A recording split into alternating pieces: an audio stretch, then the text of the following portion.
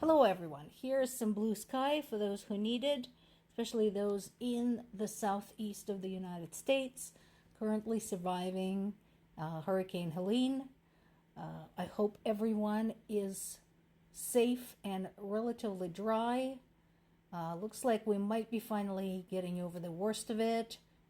Folks, stay safe, stay off the roads, let the repair crew do their jobs. And best of luck, everyone.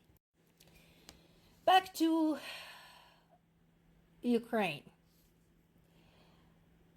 So this is good news. This should have happened a long time ago. I think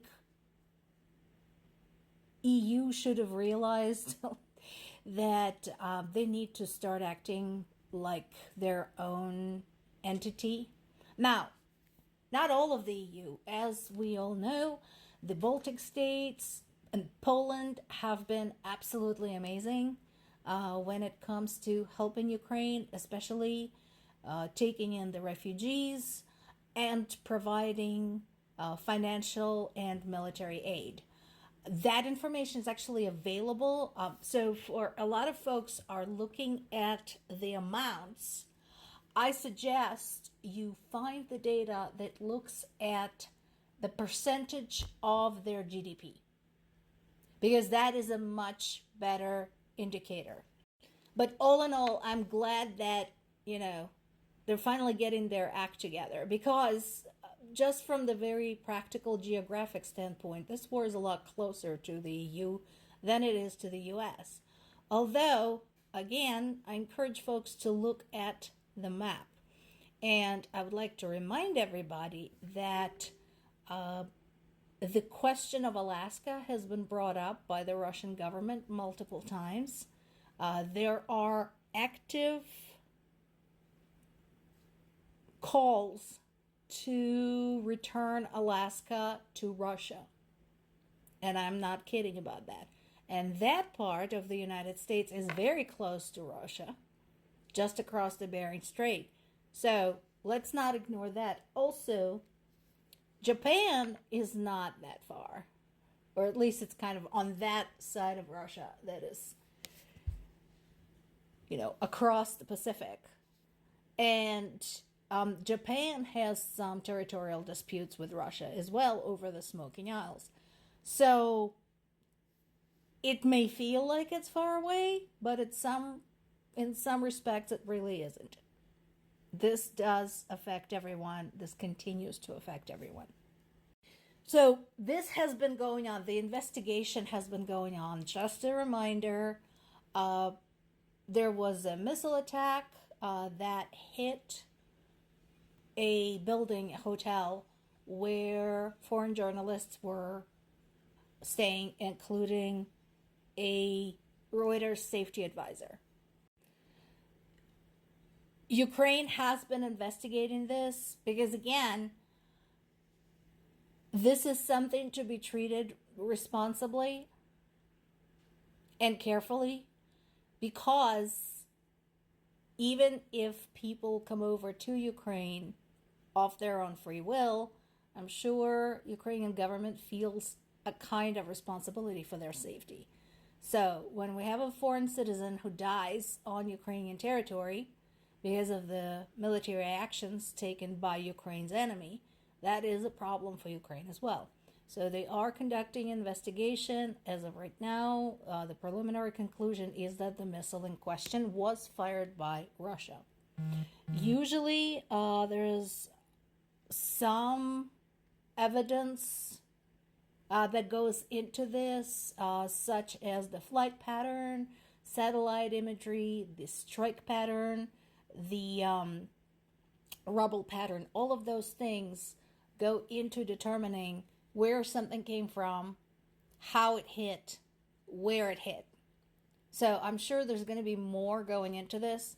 But again, considering the war, considering what Russia has been doing, targeting civilian objects, this is not surprising.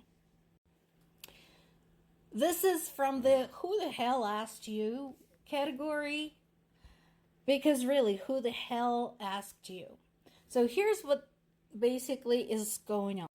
We know that Orban is a huge fan of Putin and Trump. They're all BFFs and so on and so forth.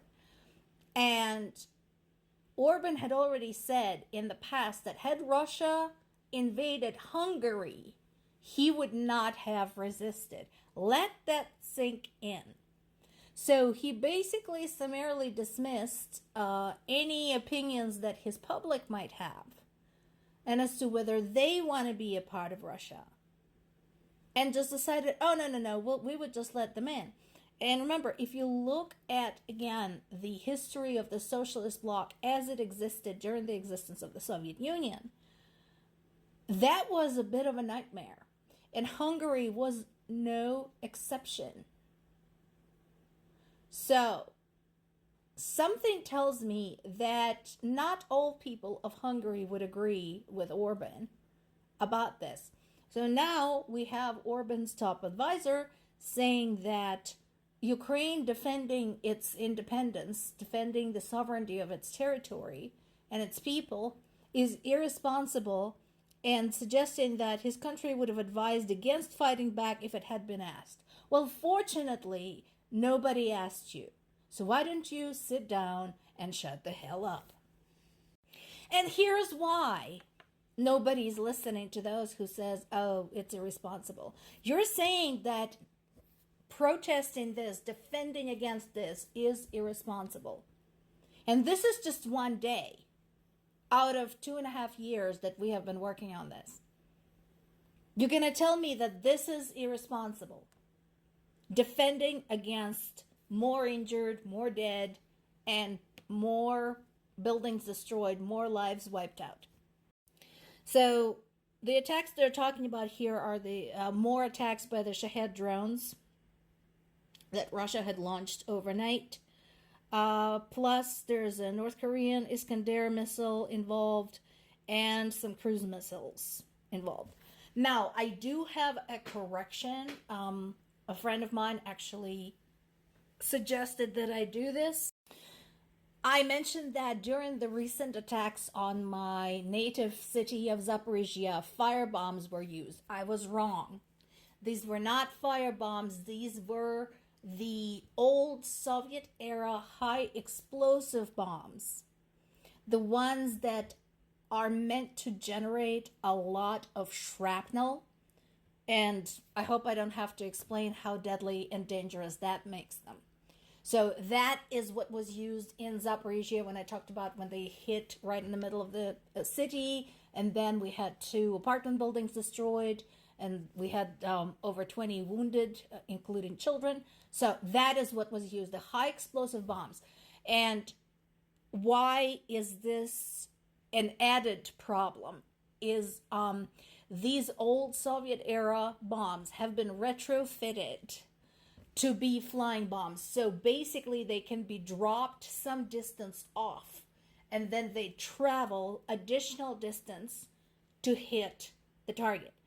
The problem with that is that these are kind of very slapdash upgrades to the bombs. So where they're going to drop is basically anybody's guess. Russian ammunition already doesn't have particularly high precision rates, and this is just worse.